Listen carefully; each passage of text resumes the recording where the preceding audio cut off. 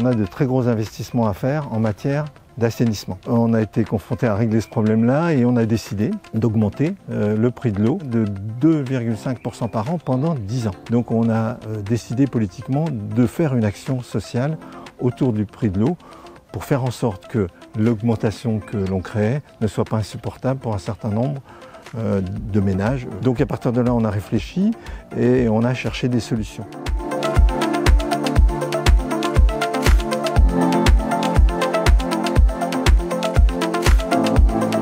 La tarification sociale, donc c'est une tarification qui permet de faire une facturation progressive avec une première tranche pour les premiers mètres cubes consommés qui sont les mètres cubes essentiels, avec une tranche très basse pour ne pas pénaliser les petits consommateurs qui sont vertueux. Et puis donc plus on consomme, plus les tranches sont élevées. Ça c'était la première étape. Et la deuxième étape, ça a été de créer une allocation eau pour les ménages les plus précaires.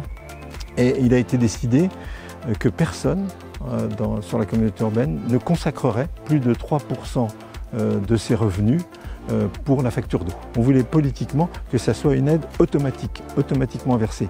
On avait besoin de ces monos, donc de Veolia, pour le mettre en place. On a ciblé 3500 personnes pour lesquelles donc, on a envoyé des courriers. Donc il a fallu faire preuve de pédagogie parce que spontanément, certaines personnes ont cru que c'était une arnaque. Et donc aujourd'hui, sur 45 000 abonnés, on a aidé 3500, donc vous voyez c'est à peu près 7 à 8% qui ont été aidés.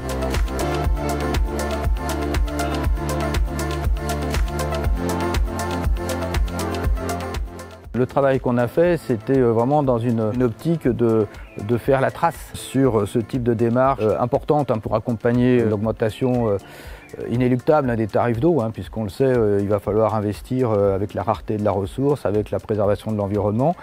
Et donc cette démarche, elle est tout à fait duplicable.